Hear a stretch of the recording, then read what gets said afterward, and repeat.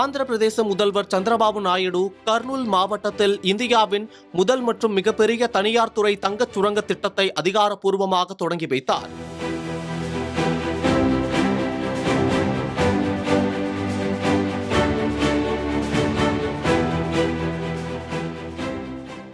ஆந்திராவில் 405 கோடி ரூபாய் மதிப்பிலான தங்க சுரங்கம் மற்றும் தங்க சுத்திகரிப்பு திட்டத்தை முதல்வர் சந்திரபாபு நாயுடு துவக்கி வைத்தார். ஆந்திராவில் முதல்வர் சந்திரபாபு நாயுடு தலைமையில் தெலுங்கு தேசம், ஜனசேனா, பாஜக கூட்டணி ஆட்சி நடக்கிறது. இங்கு உள்ள கர்னூல் மாவட்டத்தில் ஜியோ மைசூர் சர்வீஸ் இந்தியா மற்றும் டெக்கான் கோல்டு மைன்ஸ் ஆகிய தனியார் நிறுவனங்கள் தங்க சுரங்கம் திட்டத்தில் ஈடுபட உள்ளன. இதற்காக மாநில அரசு 1500 ஏக்கர் நிலம் ஒதுக்கியுள்ளது. நாட்டின் மிகப்பெரிய தனியார் துறை தங்க சுரங்கம் திட்டமாக இது கருதப்படுகிறது.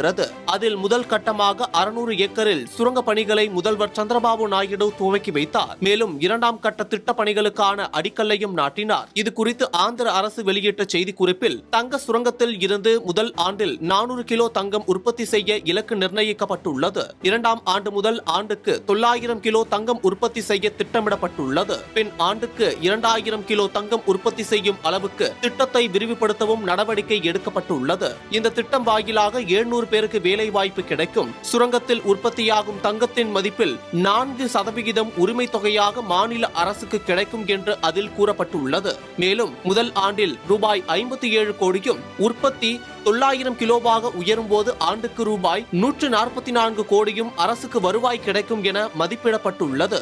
ஆந்திர பிரதேசத்தின் கர்னூல் மாவட்டம் துக்கலி மண்டலத்தில் உள்ள ஜொன்னகிரி கிராமத்தில் இந்த சுரங்கம் அமைந்துள்ளது. இந்த திட்டத்தின் முக்கியத்துவத்தை கருதி இந்த கிராமத்தை ஸ்வர்ணகிரி என மறுபெயரிட ஆந்திர அமைச்சரவை ஒப்புதல் அளித்துள்ளது. வரலாற்று ரீதியாக கர்நாடகாவின் கோலார் தங்க வயல்கள் KGF உடன் ஒப்பிடப்படும் இத்திட்டத்திற்கு SGF ஸ்வர்ணகிரி தங்க வயல் என்று பெயரிட்டுள்ளது குறிப்பிடத்தக்கது.